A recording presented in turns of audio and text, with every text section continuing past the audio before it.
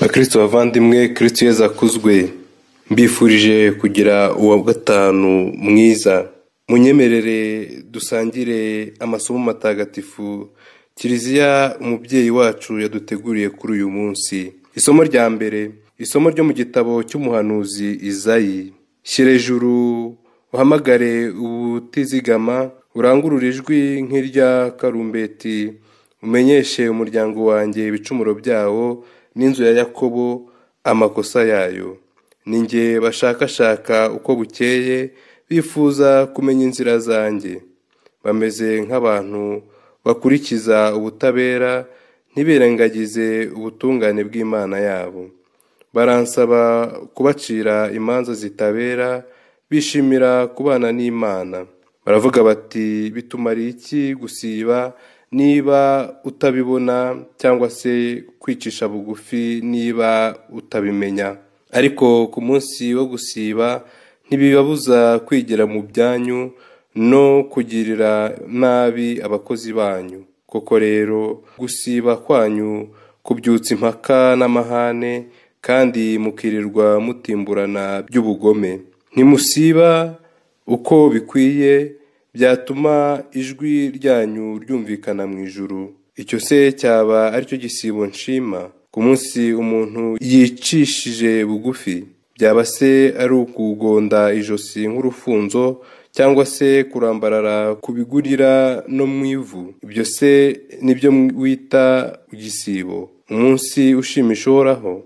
Igisibo kinshimisha ni iki ngiki: kudohora ingoyi z'akarengane, guhambura iminyururu y'ubutabera, kurekura abashikamirwa, mbese muri make gukuraho ibyashikamira umuntu byose. Ikindi kandi ni ugusangira umugati wawe n'umushonji, ugacumbikira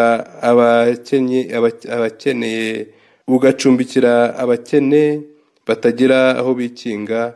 Wabona uwambaye ubusa ukamwambika, ntiwirengagize umuvandimwe wawe. Bityo urumuri rwawe ruzarase nk'umuseke weya, n'igikomere cyawe kizasubirane bwangu.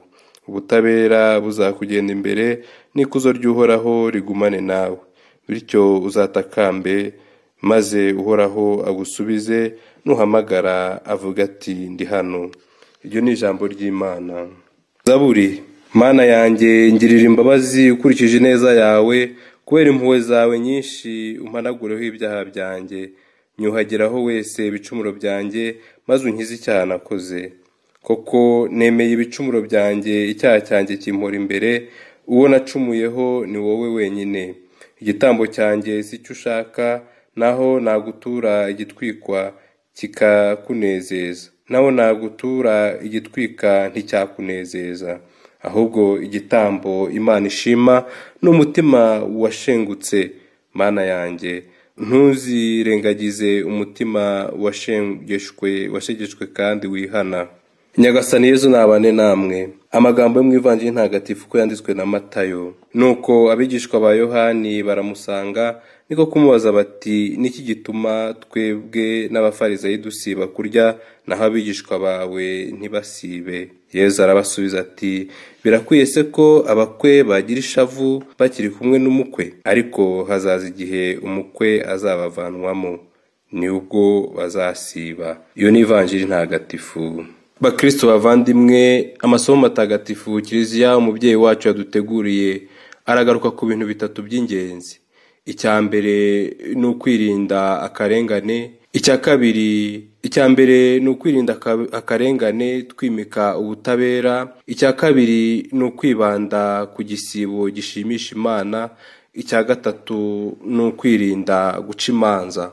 Isomo rya mbere riratwibutsa ko igihe cy'igisibo kigomba kudufasha kugira neza, gukomeza ubuvandimwe, gufasha abatugana no kugirira impuhwe abababaye. Rimwe na rimwe twitwaza ko ntacyo dufite, ko ibyo twafashisha abandi natwe tubikeneye, ko natwe dufite ibyacu bibazo. Nyamara hari benshi bifuza ko twabaganirizanya umutima mwiza kurusha ibindi byose twabaha. Hari abifuza ko twabasekera, ko twababwira amagambo abaremamo icyizere n'ibyishimo, ko twabaha umwanya wacu bakadutura ibibaremereye. Gutanga kwiza ni ugutanga ubuzima, ni ugutanga amahoro, ni ugutanga icyizere kirema. Icyo Imana idushakaho ni ugukunda ubutabera, kuba abanyampuhwe no guca bugufi imbere yayo. Kwibabaza, gusiba kurya, kwigomwa no gusenga bigomba kudufasha gutera imbere mu butabera. Igisibo kitatugeza ku buvandimwe no ku butabera nyabwo ntacyo kimaze. Gusenga tukarenga tugatoteza kandi tukagirira nabi abakozi bacu ntacyo bimaze. Guhora mu bugome bigaragaza ko kamere yacu ipfukirana ingabire z'Imana, bityo ntitubashe kwerera abandi imbuto y'ubukristu batwitezeho. Hari byinshi tugomba gusiba mbere yo gusiba kurya. Iyo dusiba amagambo akomeretsa kandi y'urukozasoni, iyo dusiba indoro y'agasuzuguro kandi icisha abandi bugufi, iyo twanga inzika n'ukwihorera, iyo twanga gusebya no kwandavuza abandi, iyo twamagana ubwibone, kubeshya ndetse n'ibindi nk'ibyo, biduha kurushaho gukura mu rukundo,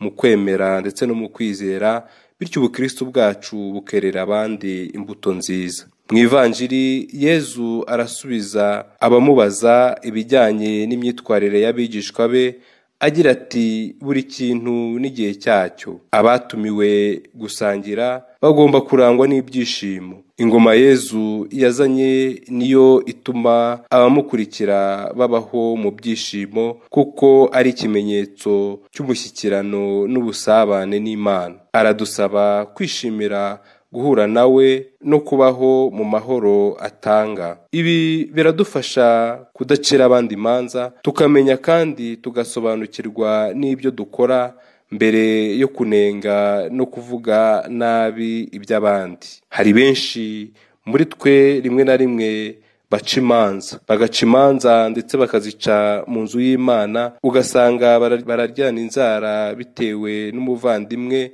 wenda wigize adohoka mu kwemera kwe, ariko kugarukira Imana kwe ntikubabere ikimenyetso cyo kuyisingiza, ahubwo bikababera ikimenyetso cyo kumunenga ndetse no kumuvuga nabi. Ukaristiya ni ifunguro ry'abanyabyaha kandi n'umuti w'abanyantege nke. Iyo rero dutekereza ko turi intungane, ntitwari dukwiriye kwegera ameza, kuko atari twe Yezu yaziye. Dusabe Imana umutima ushengurwa n'ibibi twakoze kandi wicuza, itwuhagireho ibyaha byacu kandi itubabarire, igiriye ineza yayo iduhora hafi. Kubwa Yezu Kristu we ubaho agategeka iteka ryose. Amina.